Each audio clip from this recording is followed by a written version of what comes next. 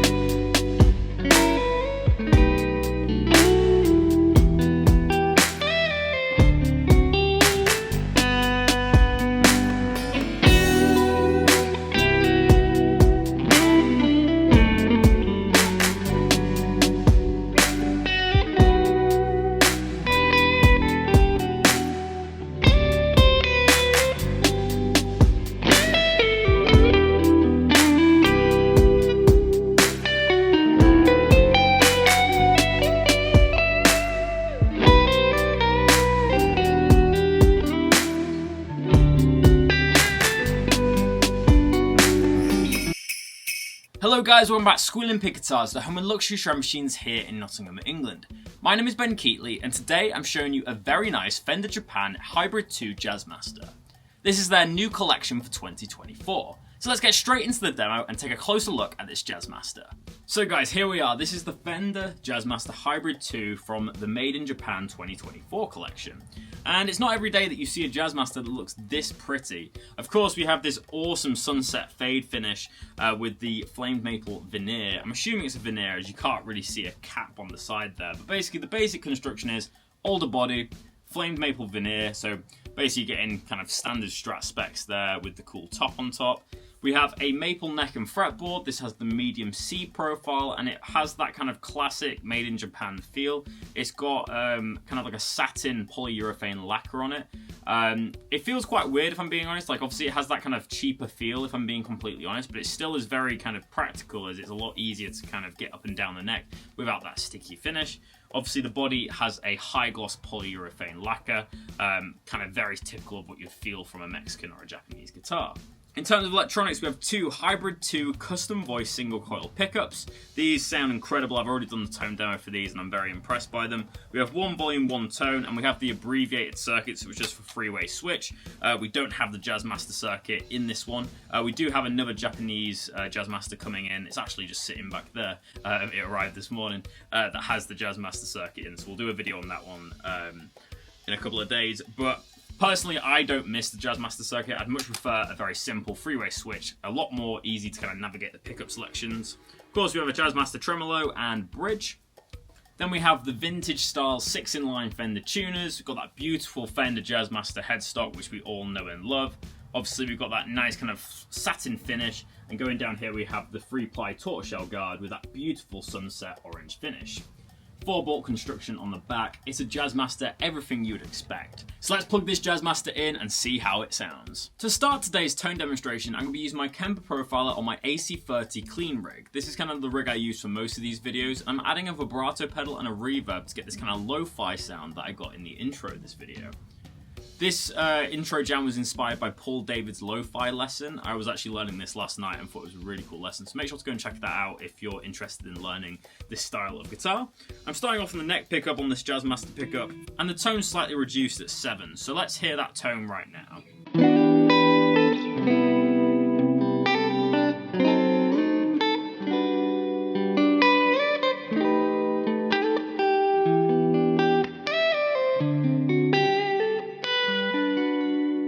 Let's try with fingers now.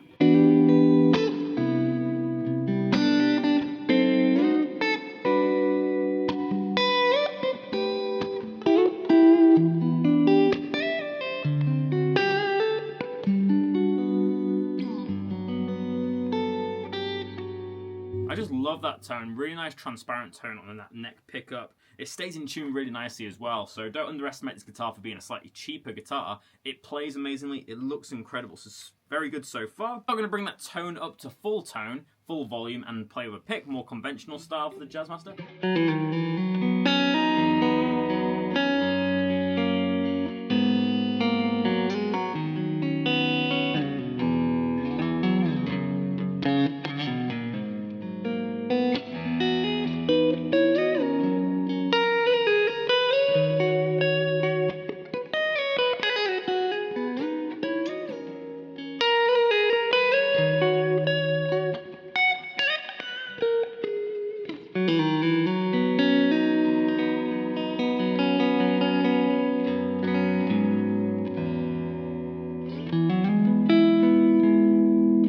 I'm just going to go through each of the pickup selections so you can hear all the tones that this Jazzmaster has to offer.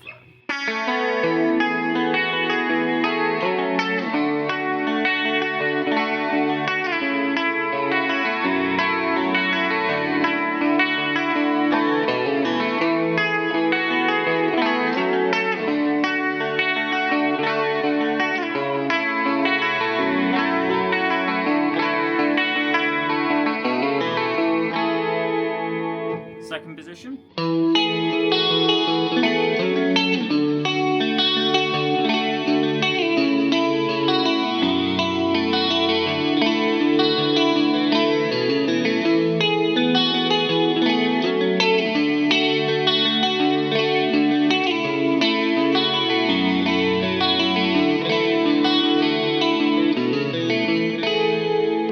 Next position.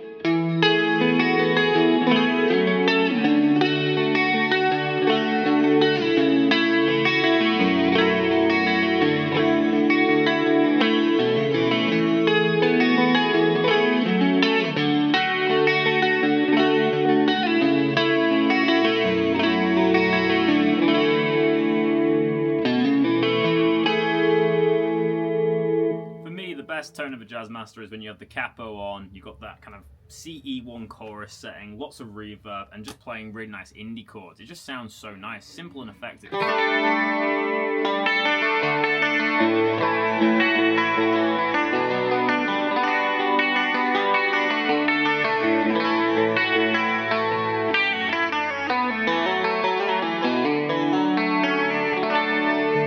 About this guitar is that the bridge isn't too ice picky. It's a term that we use to say that something's too trebly, basically. If you hear the very nice balanced set of pickups, the neck has a nice warm. The bridge, there's not a really big kind of hike in volume or treble frequencies, it just still sounds really nice balanced set of pickups.